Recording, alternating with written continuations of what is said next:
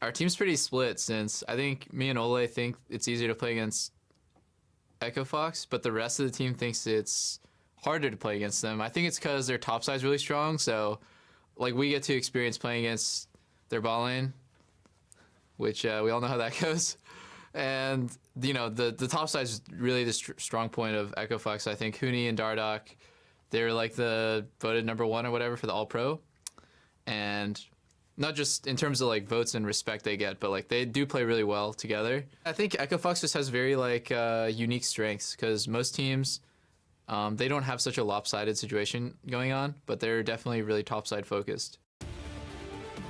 Hello and welcome back for Game 3, where Echo Fox have selected the blue side. Had a little bit from a Doublelift there, but Altec, pretty big world of difference from Game 1 to Game 2. Yeah, it brings up the question for Champ Select. You know, is Caitlyn the great equalizer here with the extra range? Yeah, I mean, extra range, a super consistent laning phase. You can, siege turrets very well, and Altec did so much better on this pick compared to the Kalista, even though in Game 1 he got to start with First Blood, and they put all these bans into getting him this kind of matchup. Yeah, he had a 0.6 KDA and 326 damage per minute in game number 1, as you can see. And in game number 2, 13 KDA with over 1,000 damage per minute. Yes, they also had better team play, and they had a more mid-game focus, but definitely can see the changes. And it makes you wonder how important the pick is going to be for the rest of this series, because Doublelift actually hasn't lost yet on Caitlyn. This split, he is now 4-0 after their Game 1 win on the champion. And he has been heavily prioritizing in the last couple weeks. It's been all about Jhin and Caitlyn, and he has not lost on either pick. So they have been banning out the Jhin, and if you can take away the Caitlyn too, you're pushing Doublelift down the list a fair bit. Yeah, as the analyst desk kind of talked about, the ban phase from Echo Fox that has been entirely focused on the bottom lane, both the AD carries as well as the Morgana. Well, looks like it's starting off the same way. Oh, there we go. Jhin already done. Swain banned by Team Liquid. Here we go again. We could theoretically just see a first pick Caitlyn here for Echo Fox if they're prioritizing it that heavily. But if not, maybe they could swap up the Morgana pick or something like that. Yeah, and you have to start to worry about what you're giving up as far as OP picks there back on the red side then. Liquid, what's the final ban going to be?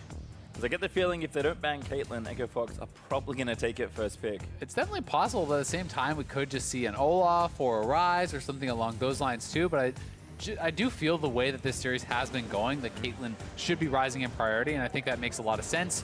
You are going to give first pick of mid lane, first pick of the junglers over to TL if they want to try to answer with that. It's maybe just going to be Ashe again, very quickly locked in, yeah.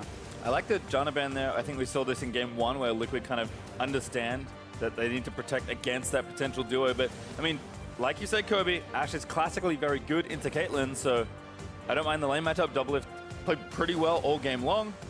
And kind of see how the rest of it shakes out. I suppose there's Trundle once again for Xmithie. Yeah, he's been utilized very effectively as far as 5v5 team fighting. Everyone drafting multiple tanks for the front line.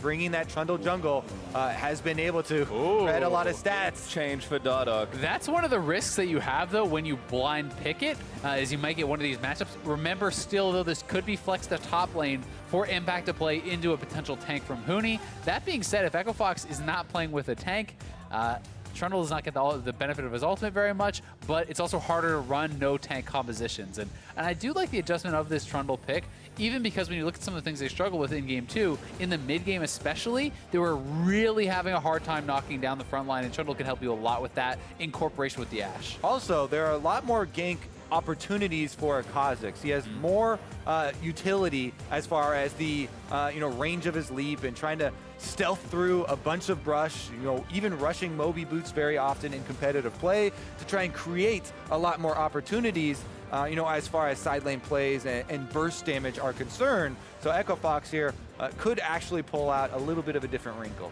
Yeah, definitely some cool adaptations. I always really like the fact too when you see Cassio paired with more of a utility AD carry. I think that can be really nice because Cassio can sometimes carry some of the extra DPS responsibility through the mid game. So that core of 3 will definitely be able to deal with any potential tanks drafted from Huni, and I'm going to be interested to see if that pushes him onto a different style of champion.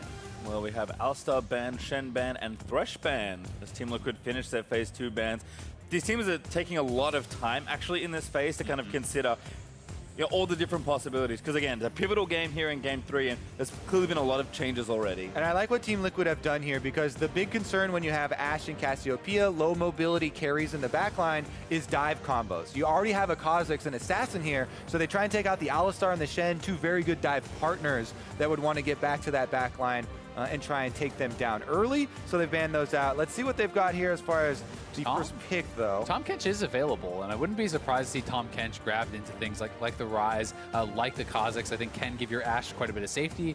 Braum also on the table, though, and yeah, that's going to be the option. It's also extremely good into Ashe, which is kind of the other consideration. So Huni does snap off Camille. Tahm Kench is the obvious pick there for Adrian. There he goes, out. No tank.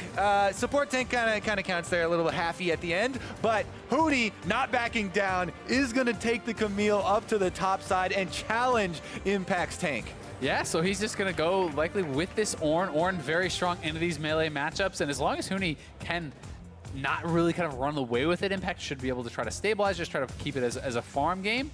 It's interesting, though, because while you are definitely getting the advantage of not being as targetable, by this Trundle ultimate, and I definitely think that Kha'Zix has a big edge in the early stage and in these 2v2s, Xmithie is still going to be useful in team fights, and having multiple tanks in the front line is just easier to execute in the later stages of the game. Once again, we have Echo Fox much more willing to take the risks, take the damage opportunity here, and Team Liquid towing the line. Multiple tanks stacked up to a couple hard carry DPS backliners. I mean, we saw how Dardoch was able to get ahead of Xmithie on the Skarner game. If you can get a similar style of lead on a Kha'Zix, if you can join up with Huni, moving around, taking out Xmithie in his jungle, that's definitely a very powerful, very frightening 2v2, especially in combination with you have Fenix with the Ryze ultimates, you have the Tahm Kench Abyssal Voyage. These are ways for those guys to get out to a side lane, to enable your split pusher, and really try to get him ahead.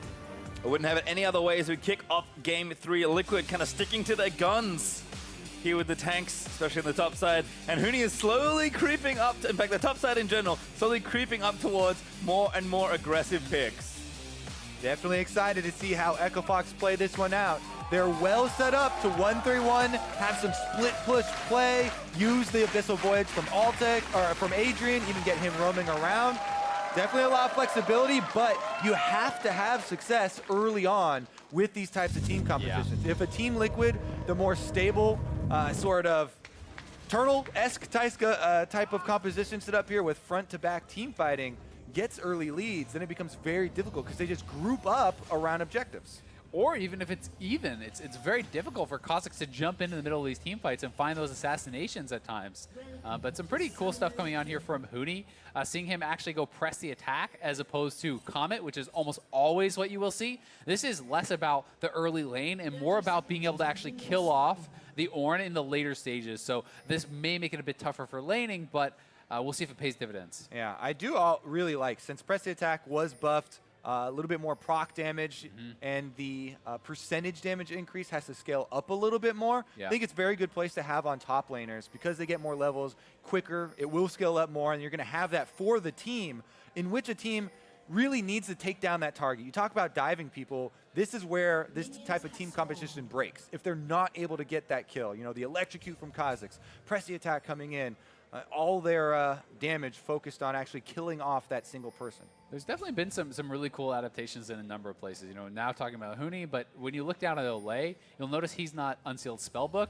I actually think playing Guardian against Assassins as a defensive support is even nicer because you have to hit that certain breakpoint where you jump in as a Kha'Zix, you instantly kill him, or you're not going to be effective. So not only does he have Exhaust, but then you add in the Guardian Shield, and when you add in things like Locket on top of that, it becomes extremely difficult to burst through that. So cool little adaptations on both sides, and it shows that the players really are thinking through their runes and masteries and not on autopilot, which is what you want to see. Well, checking with the junglers, looks like Dardoch did start left side. I'm curious to see exactly where he ends up. Xmithie already over to his blue. That is buff to buff, making sure to get those early.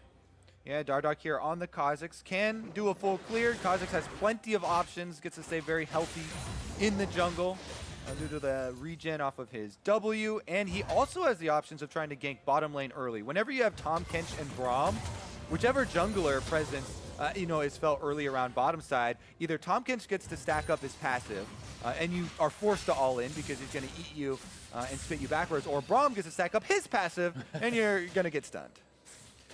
That's true. It's definitely scary too when you're all inning into a Tahm Kench, because if their jungler shows up for a counter gank, you can get spat into the turret. So as you say, so much gank assist from both those guys.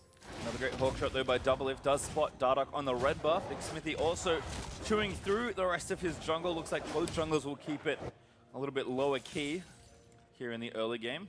Fenix did run into some troubles with trades earlier, but looks like he's pushing that wave back up, and Minion Dematerializer going to help out a little in this matchup. Definitely will, and you can see Xmithie, the path he took, going buff to buff, is about as safe as you can get. It's also something that is kind of a nod to the early jungle advantage that Dardoch could have. You don't want to get cheesed at your buffs. You don't want to have any risk of losing one of those either. Yeah, both of them going for the full clears here. Dardoch now does pass over some wards, but doesn't matter too much as both of them are just trying to farm up. Fenix, though, it's a little bit of an extended trade here, and Xmithie is drawn. With the pillar. Oh, now Fenix has to run. He already procced the passive. Rune is good. Miasma not bad, but pillar doesn't quite connect through, and Fenix will save those summoners. Yeah, we talked about gank options. Trundle does not have very many of them. The pillar's kind of annoying, but nowhere near as much as some of the other popular junglers. Yeah, it's definitely very difficult, I think, especially around mid lane. Top lane, sometimes you can find those gank opportunities when people are pushed pretty far up. Then the pillar can become pretty effective, but in general, much more about the team playing, much more about the utility of the pillar and the utility of that ultimate. Well, back on the bot side again. Just some farming here as Altec getting pushed in a little bit back with that Doran shield that we saw in the last game. Clearly, again, wanting to stay pretty safe in a lane versus, I would say, quite a bit more combat readiness in the 2v2. Adrian is back on Spellbook, so no need to do something too crazy. Again, if they just kind of float this lane, things will look good as Huni does get a stun in onto Impact. Press the attack debuff is on. It's not too effective early on, as we said. The percentage damage thing was Jungle there. is about to pass. Yeah, Xmithie's Dardoch here moves too. first. They see Xmithie now, though. In fact, Dardoch's just going to jump onto him instead. He has the red smite already. Xmithie hasn't actually gone back yet. Huni over the top, going for a massive first blood, and they will get an Impact, though. Finds the trade. Yeah, Impact able to trade back there, but Dardoch had gone back to base, had the red smite. Xmithie had not bought, so no chance for him to win that duel. And Huni uses his flash to go for this as well. He is secured with the extra bonus gold there from the first blood, but Impact being able to answer back with his own flash and still critically be able to pick up the minion wave that was pushed to his turret means that it wasn't too bad for Team Liquid. Yeah, definitely not at all. So Xmithie around here, Dardoch not only does he have the red buff, he has the red smite, so Xmithie really has no chance in this duel. Does a pretty good job splitting them up with the pillar, forcing the flash, gets flashed out. Huni going deep, really hoping to pick up the first blood to make that more worthwhile, because as you said, Impact gets a kill, Impact gets the farm, so his earlier buy is going to be more powerful than that of Huni.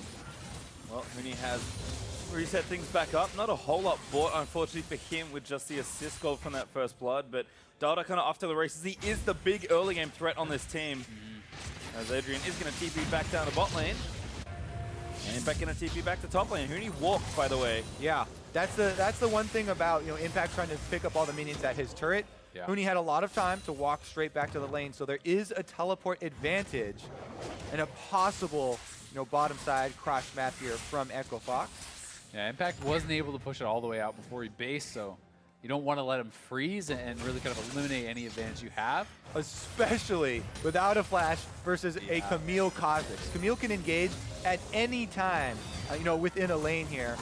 And Kha'Zix has plenty of damage to follow it up. And at level 6, I mean, Camille, locking you in. We could even see 3-man, a Ryze ultimate coming in with that Kha'Zix, trying to get Huni ahead.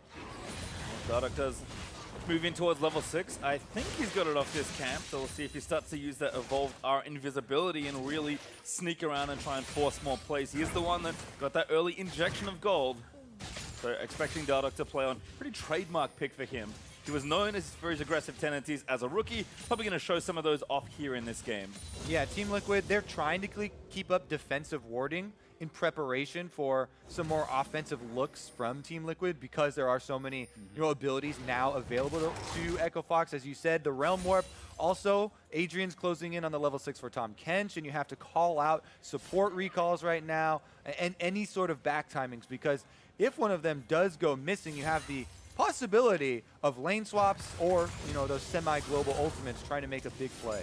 Definitely the case. One thing that is kind of working in Impact's favor that I always like when I am playing a top lane tank is, you know, how much physical damage there is. The auto attackers, when you look at the Kha'Zix, you look at the Camille, things like Ninja Tabes, things like the Frozen Heart become so ridiculously efficient. So we may see Impact just try to rush towards that. But then that can become a little bit of a problem if you over-index on armor and then the Ryze is swapping and trying to lane against you there. There can be some different configurations that Echo Fox can try to mess that up with.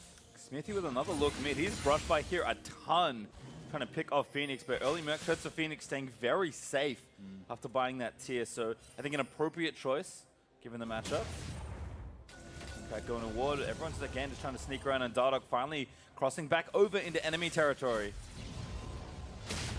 And it's kind of interesting to see Dardoch use this. He's one of the guys who I think does it best, kind of using it as a battle ward type thing, you know, running through the jungle, checking out different areas, and you have to remember, you can't even be spotted by a pink. So what he's done here, he's just gone and checked both camp timers. Seeing that both of them are down now, he knows it was just cleared by Xmithie, and so he moved over to try and take this dragon, knowing that Xmithie was not on this side of the map, but Doublelift Hawkshot is the trump here for the jungle. Oh, now Michael mid. Yeah, looking mid. Pobelter already used the miasma, gonna get jumped on. The ult does stun him up, cleanses out of the root from Fenix. Xmithie also here to counter gank.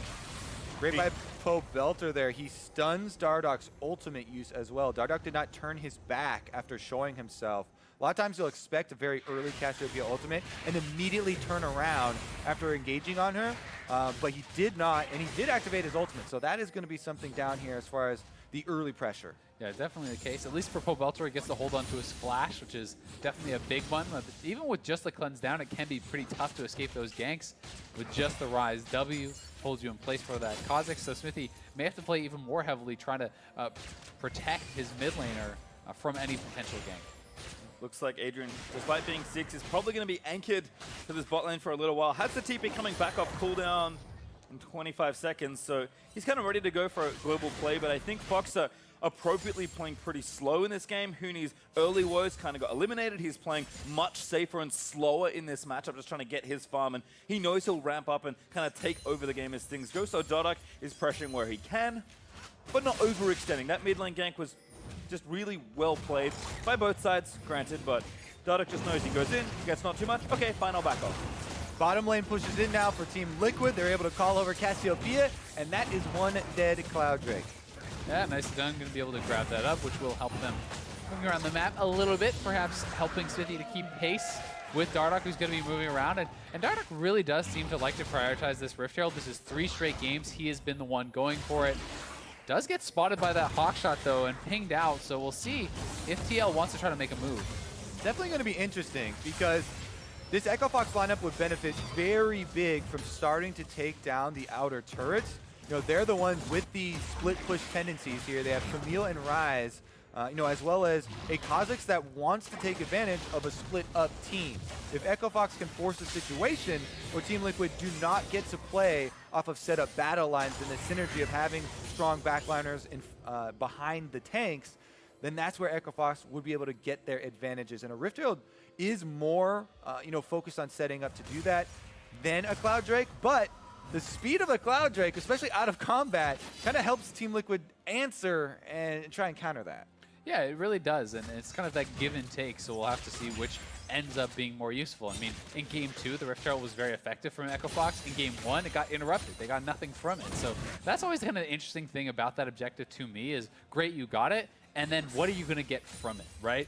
Because if you can get a kill and drop that, maybe you get 2 turrets, and sometimes you get nothing. Yeah, and you have to give the upfront payment of your time in killing it, which is an investment, and you don't want to mess up that investment by dropping it on a bunch of crypto or something. Well, pressure is mounting certainly in the game. Dardoch with Moby Boots finished. Huni still with a ton of gold to spend. I think both teams recognizing that they want to be the first one to break these turrets down. Like you mentioned, Rift Herald is going to be the use for Fox, and I think TL are getting some traction in their bot lane. Not too much, unfortunately, on the turret side, but again, getting things done. Huni eventually will go back and buy, and this matchup won't feel quite as bad. Yeah, but honestly, even without the buy, he's been the one doing pretty well. He's been aggressive for most of the lane, and it's been kind of fun to watch how he is playing, and he's actually hookshotting almost non-stop onto his opponent, utilizing his passive for that physical shield pretty well here, and honestly, he's doing a good job attacking the mana. Okay, now he's getting over though. Xmithie here, ready to go. Huni knows he has to get out of the way. Ornn not ready. Huni's got a flash. Does not use it. I think he's maybe dead regardless. Flashes after Xmithie. Volley flashes ultimate. And meaning a little bit of damage, but it's not in time. Pobelter getting chased up by Dardoch. Fenix gonna try and take him down. Dardoch leaps in. Barely misses that kill. Pobelter. And now Miasma grounds Fenix. They're chasing it down. Xmithie impact. They will get the kill between the turrets. Not even close. Pobelter slithers away with a tiny bit of life. No Triumph comes in for them, and the Echo Fox members are so sad about that kill not going over. Yeah, that feels so bad, and this is one of the disadvantages of really delaying your buy. Ornn has the passive who can be constantly shopping. He has spent all his gold. In this fight, Huni had basically nothing, so they chase him down, the Ornn ult does land, and then Xmithie flashes in for the completion. There's no real damage here from Huni to be able to turn around, and then this 2v3, they try to get on Pobelter. Look at how Pobelter flashes in behind his teammates. They're both body blocking any potential Ryze Qs, making sure they could not find the kill. Definitely a good flash there by Pobelter, evasive maneuvers, but also got to commend Impact on his Ornn ultimate. Yeah. You're mentioning the possibilities of flashing. He actually, once the slow hits, because the Ornn ultimate is so wide, his angle cuts off any possible beneficial flash from Huni. He literally could not flash forward in any way to avoid it because it's cutting off the entire retreat path, and he had no options there. So once that one's down, easy for Trundle to follow up. So very nicely cornered there to actually secure the kill. And now Impact double summoner advantage in the top lane on this Ornn. It's going to feel really good, and it's harder and harder to actually attack the mana pool, which is more what Huni has been doing when he has not only the completed Frozen Heart, but his Catalyst too. Like, that's so much mana. You're probably not going to be able to push him out of lane anytime soon. Well, Huni at least is going back and forth, but a far cry away from Trinity Force at this stage. He's going to have to team out down the waves and get that farm going. Again, the map's still not particularly open, with teams looking to take that first turret and collect the bonus gold. Dardoch channeling in mid here. I think the timer must have been running low.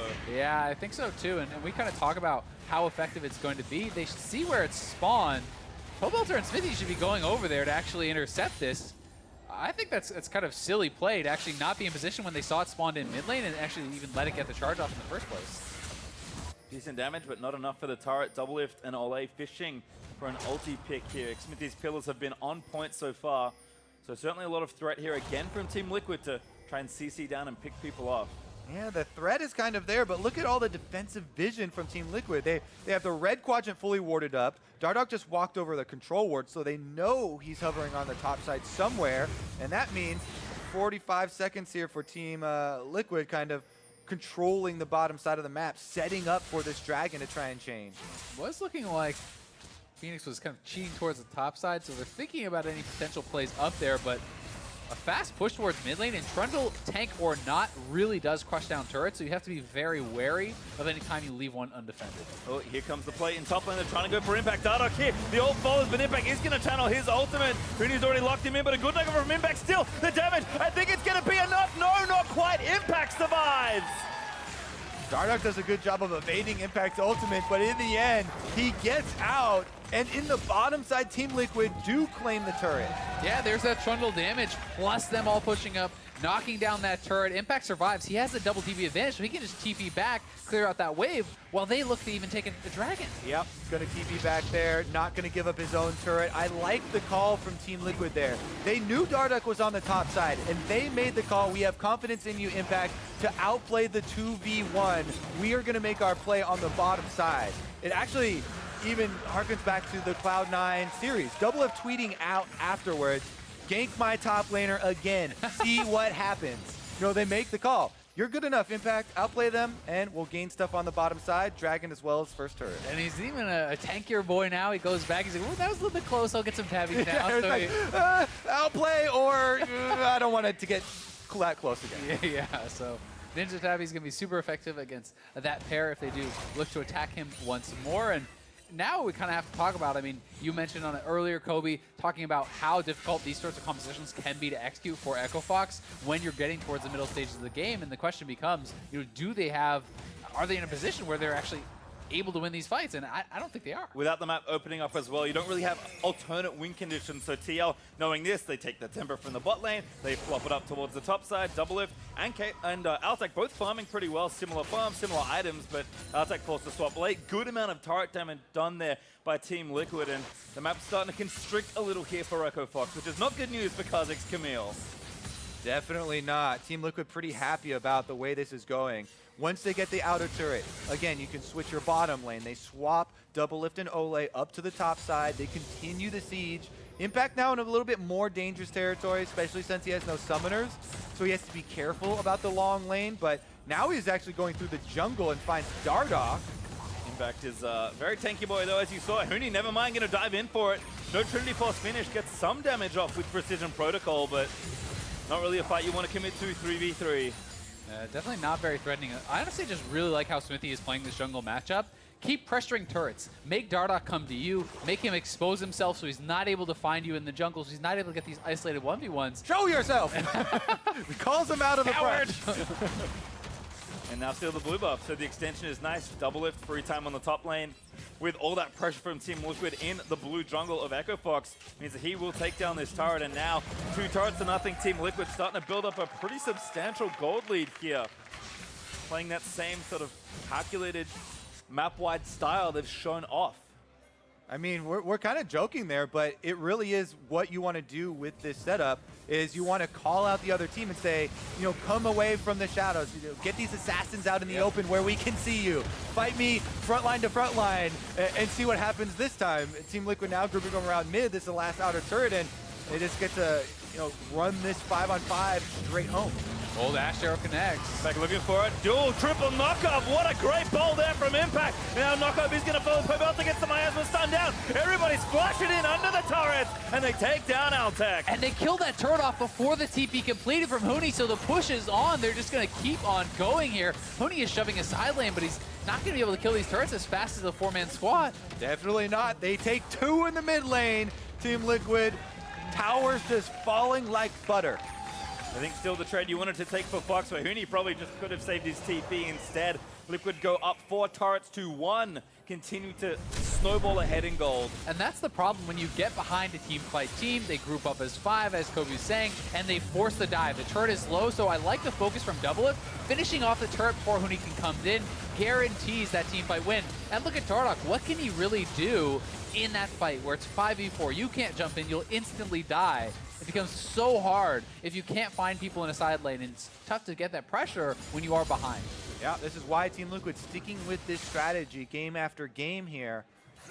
Sticking up as 5, and Echo Fox, as you can say, they keep trying to reach for these more extravagant, more exotic team styles, but not being able to pull it off here. Now they find the tank again. Yeah, Xmithie's here too, though. But now 2v2 is going to start. I think Xmithie probably has the run of this one. Dardoch going to try and trund it down. Fenix made his way in with the Realm Wall. Impact, he's going to be left for dead. Dardoch takes him down. In the mid lane, though, Altec's got to get out of here. Jukes the arrow. He needed to do that. Now the speed up from Pobelter, but Adrian here to save him.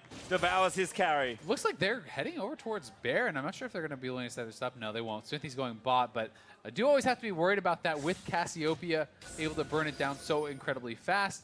That pick is going to buy them some time, though, but I really do want to call out some of the itemization here from TL. I like a lot, too. The early Knight's Vow, the locket that's being built up by Olleh, more ways to deny any potential assassinations, because if Camille and Kha'Zix cannot kill someone off right at the start of the fight, they are likely not going to kill anyone. Well, the plan continues here for Echo Fox, but Team Liquid responding well and playing the map. They go straight to the Baron using the control they got earlier. Yeah, they have a timer on Huni's teleport as well, so they know that he cannot answer well as Impact could. As you said, Azale, there it goes. Cassiopeia has arrived, and down goes the Baron. Pretty good magic trick. Nice. Oh, he's sleeping in. Going for the fist. Oh, doesn't get it. close. Xmithie clutches the smite yet again.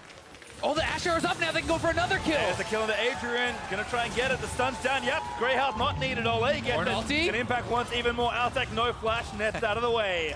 But they can just push up mid. That's 2 kills. That's the Baron. 5 men are alive.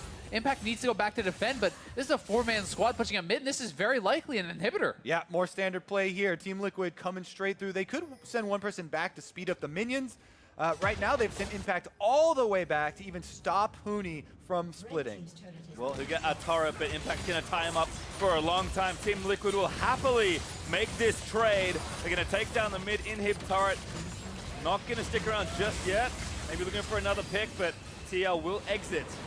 Adrian getting aggressive. Tahm Kench is straight in front Flank of them. coming in from Huni. They want to try to force this fight. They know Impact is not with them just yet. Big attempt. They have to make it work, though. Huni gets spotted. Can't really stay. Good brush check by Olleh using the Winter's Bite. Yeah, you can't really flank the team that's got Tank in the front and Tank on the back there for Team Liquid. Grouped up there, just too strong. There's too many of them. They're on all sides. I have more teammates than me. What the heck? Tank in the side lane. Now an Ocean Drake to watch this one again. Just honestly a really nice call from TL. They knew they had full vision control. Dardoch goes in for the smite steal attempt. His smite, I believe, came down first here. Yep, smites first. At 80 HP, it looked like Xmithie smites there. So that was a close one, but yeah, they do get it. They get the kills, and they get the inhibitor turret. Tough stuff. Dardoch with the attempt, but does not convert. Instead, Liquid still with a minute 50 left on Baron. Going to try and do more damage. 6,000 gold ahead. These tanks more than outpacing the current damage dealers. With how close Dardoch got in that steal, you have to wonder what the game would look like if they had Baron buff and they were able to reset afterwards. You know, maybe that does give a little bit more power to the split of Echo Fox and they get some more money to come back into it. But just goes to show how important securing that objective was for Team Liquid, because now there are not very many openings. Yeah, I definitely agree. And I always think it's even more impactful in one of these games where it's split pusher versus team fighting team, because if the split push team gets it, great. You buy time, you take down turrets with the Baron buff, but if you don't get it, you don't get to split at all. You're forced to group, because with the Baron buff, you walk as 5, you knock down the turrets, you knock down the inhibitors, and you're forced into a fight. It's such a tough spot. They spotted the Ryze in top lane as well. Phoenix does have TP, but Liquid are just Not forcing coming back. the objectives. They're giving up 2 inhibitors, it looks like here. Just going to try to trade for a turret, maybe 2, but I mean, if you get picked off, this could just be the end. Another knock-up there actually finds Huni. TL just splitting Fox completely in their own base. Yeah, with the Baron buff, as Azale said, they don't even have to stop. They have minions on the bottom side. They could damage the Nexus turrets. I mean, Team Liquid, they're just going to keep going. I mean, Huni's like cutting the wave. There's only 2 of them there, it's just the bot lane. Yeah, I mean, they still got the wave as well. Somebody's got to come back. Phoenix finally using the TP. Huni got halfway out the map, up into the mid lane before he teleports back, then cancels it. Looks like they spotted Dardoch already. Huni's still running down, but this is a desperate-looking fight there. Team Liquid start the initiation. They find Adrian. Pobelter whiffs the ult, but it's not going to matter. Pobelter flushing in once Dardoch is going to immune that stun. But Phoenix still looking, and just Fox just don't have enough resources really to fight. They will defend their base for now. Huni does not go back in. Team play here from Team Liquid, forcing Echo Fox to group back up inside their base. Their teleports are used, they're strung out across the map. Now they're trying to collapse on a Team Liquid and find something for themselves. Huni! He's going again, he gets blocked by Olleh, again trying to get some damage down. Dardoch on the side. Going down completely. Dardoch wants an assassination but can't find it. Huni now going to get chased down. Hook shots through the wall, but a double flash. They want to take him down. Huni slain by Impact. And Echo Fox just knows there's no way they can take a team fight. They're hoping to pull off some of these guerrilla tactics, you know, moving around the map, taking out turrets, trying to make TL split up and make mistakes, but TL says, nope, we'll stay as 5, we'll take your inhibitors. They go back to base, they leave as 5. They're just giving no openings. Putting the team in Team Liquid right now as Fox trying to do a little bit of pushing. They will take the mid outer turret, but still 8 turrets to 4. Woohoo! Never mind. And never, you know what? Pobelter just say, yeah, I don't think so. Feels bad, man. Not today. I mean, this feels bad too. Altec is just hanging out with 2 items, shooting super minions. Yeah, when the super minion is pushing you back, rough. Yeah, it's tough stuff right there. I mean, Doublelift is a full Essence Reaver ahead of his opponent, basically, here. Full item up, a lot of gold in his pockets, and that's 2 inhibitors down, and it's just going to be rinse and repeat. Group up as a 5-man squad as TL, wait for those super minions to shove in, and say, all right, come to us, Echo Fox. Well, TL happy to keep things going. They know what to do. 2 inhibs down, push the top lane, and once again, pull the assassins and the split pushers back into a 5v5 that at this point there is very little chance of Echo Fox winning. This turret is forfeit. Fox know it. They're not going to fight here. They'll probably hit a last stand. Maybe now as they could have caught Xmithie, but not enough. Very tanky right now on the Trundle. Dardoch is trying to find the angles where everything is getting cut off by Team Liquid. Good job on the wave clear, though. And they may be able to force TL to at least wait for the next Baron if TL wants to kind of safely close it out. And then you do have an opportunity for a steal. Yeah, Huni also trying to push mid lane while they're defending bottom there. Got most of the wave, and Echo Fox, now they're in the position, stalling as best they can. This onslaught from Team Liquid. One little super creep still on his way in. Another bit of damage again onto Olleh, but don't really have much on these carries. Huni looking for the collapse. But like, who do you even initiate on at this point? That's the trouble, right? I mean, you're standing there. There's a Guardian Braum with a Locket standing on top of the 2 carries. There's 3 tanks who are going to CC you instantly if you go in. There's almost no good target, right? There's just, yes, you want to get on Pobelter or a Doublelift, but they're so heavily protected. It's hard to see a world in which an assassination gets pulled off. And there's the ult from Impact, going to try and seal this game out. Another double markup. Fenix does get devoured, but the turret is looking unhealthy as the Nexus turret actually falls into play. The inhib in top turret will fall also in the inhib. We'll join it shortly. Just a couple little things left to wrap up this game. The Nexus is actually exposed. Team Liquid just going to stride on in. And this is looking like it's going to be all she wrote for this one. TL playing it very safe. Echo Fox has got to go right now if they want to have any chance. Not going to go by the looks of things, just no time to vow. And Huni dives in, trying to get down. Doublelift does have some damage, but still gets stunned. Doublelift instead takes him out, and Team Liquid will smack the Nexus, collect a couple kills on the back end of things, and be on the verge of making this finals 2-1 up over Echo Fox as they're forced back into their fountain. Doublelift, he's going to get a triple. Maybe someone's going to feed in the Penta right at the final moment, but not needed today. Team Liquid find a very strong-looking win. Drafting for the 5-on-5 again, and Team Liquid able to weather the early game without an issue. Grouping up around objectives afterwards makes it look easy. Really does. And honestly, this game has been such an interesting series because there's been so much pressure on top side for Echo Fox, so much pressure on bottom side, it feels like, and so much emphasis there for TL. And Impact is just doing such a good job of neutralizing the lane, right? He's not trying to do anything too crazy. He's not trying to, split push it out or get any massive advantages, but he's holding even, he's being very steady, and he's having strong contributions in every single game, and that feels like it has been enough. I feel like Xmithie as well and the team overall, we kept on mentioning the defensive vision that Team Liquid's putting up. So, they're not only looking out for what Dardoch is trying to do, but then they set up the counters on the opposite side. I think Echo Fox just kind of put too many eggs in the Kha'Zix basket, because even Camille wasn't getting traction in that matchup either. And as it turned out, Team Liquid just defended all their lanes, and hey, they're up 2-1. To get more on how Team Liquid brought the series to match point, let's send it over to the State Farm Analyst Desk.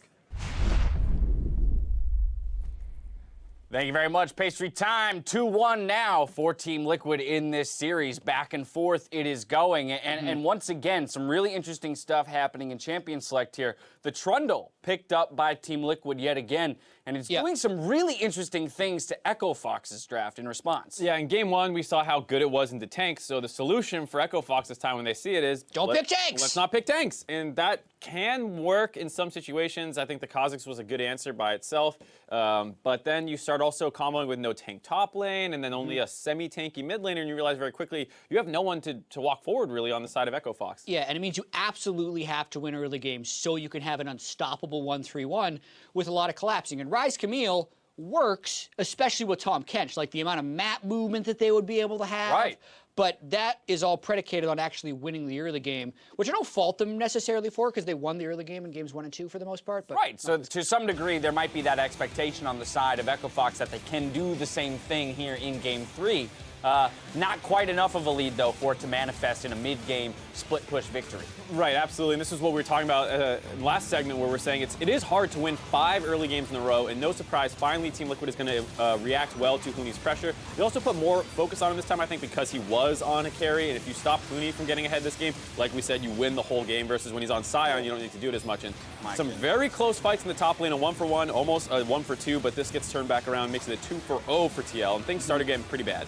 Yeah, and then once TL can start forcing Baron, the smite actually takes it to 400, then the rest of TL bursts it down. So really calm smiting, I would say, by Xmithie right there, then the Ashe arrow to follow. Yeah, it was something that looks a little scary because you see the number tick down to 88, but you need to realize there's 5 TL people dumping damage in there, and Xmithie has this smite, and Dardoch already smited. So there's almost no way, once Dardoch smited at too high of a number, that they would lose that Baron. And then after that, they just walked up to turrets, and Echo Fox is like, yeah, we'll split push. Well, again, I think that's where we see Echo Fox's team comp kind of fall apart. Without the lead, without that gold advantage, as soon as the Baron's picked up by Team Liquid, having that front line, having a bit of the more standard team fight engages, and the ability to control the game in that sense just made it so that Echo Fox resorted to those guerrilla tactics, as it was said by the casters. And I mean, Team Liquid's played mostly the same way in all 3 games. And they're just kind of refining the way that they get to that point. This is also a game that I do feel like hinged a lot on those early game plays that barely went to Echo Fox. Like, if First Blood goes to Huni instead of Dardoch, and he doesn't barely get knocked into turret range after he does his hook shot wall jump, that's a lot different. Completely different story. Yeah. Yeah, and it's also the kind of thing where we talked about the meta at the top of the day favoring TL. I think that you can kind of see how they have a lot of different champions that they can work with while going for this same strategy. Combined with the fact that Echo Fox is being very inflexible in their draft, same 3 bans, 3 games in a row. TL doesn't ever have to adapt to any bans, and you're banning out Morgana, which is like the Trundle is changing how your entire team drafts versus it's slightly more annoying in lane. Series point for Team Liquid. We'll see if Echo Fox finally decides to swap up those bans. I did want to update on the over-unders that we had thrown out at the top of the day. So starting with Doublelift's deaths for the series, so far he is at 2. So again, I'll remind you that the over-under was 3.5. There's still a possible 2 games. He just has to die twice, Mark. Both those games were in the loss, so if they win, he hasn't died in a victory yet. Exactly. In all the playoffs. Right, yeah, no, so incredible scoreline out of Doublelift so far. We'll continue to track that. Next up, average game time. 32 minutes and 7 seconds average at the moment. I mean, that game itself was a 29-minute game, so that definitely helped bring the average down. So that means we need... It's got to go 3.5 more minutes. We need like a 50 minute game for it to go. Yeah, to bring the whole average up, it's going to be an insanely... Hey, maybe we get a crazy... we get another quick smashing game at Echo Fox. 2 in game close 4, games. And a crazy... Oh, you want close, long games? Well, because game 2 was like as close as we've seen in the series, and that was still like 36. So it wasn't a quick, close game. Yeah, as weird as that. Feel good about the last one, though. All right, but see, here's the thing, right?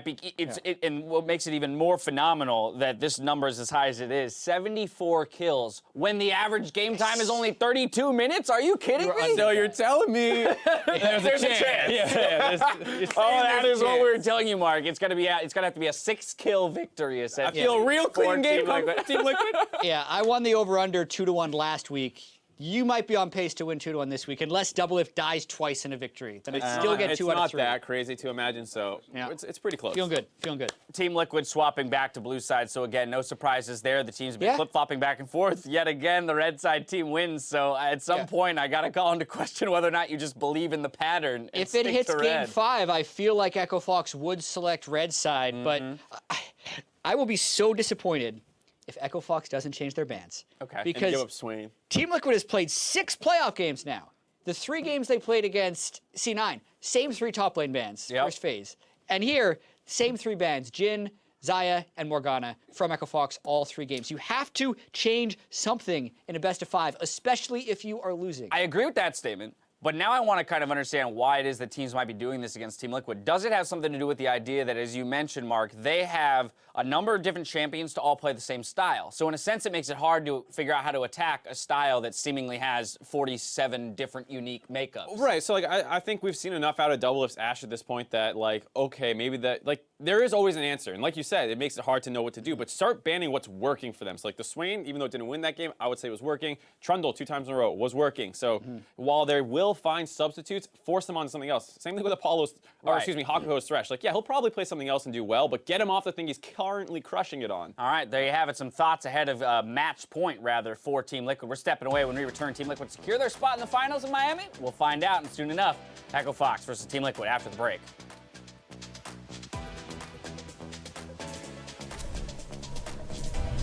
I think we're gonna win 3. What about you? I mean, at least 2. At least 2, but I mean at least 3. I mean, at least 2 is not a good answer. I mean, at least 3. I mean, at least 3. At least 3 sounds better. Yeah. Here's the red smite already. Xmithie hasn't actually gone back yet. Huni over the top, going for a massive first blood. Pobelter getting chased up by Dardoch. Fenix gonna try and take him down. Dardoch leaps in, barely misses that kill.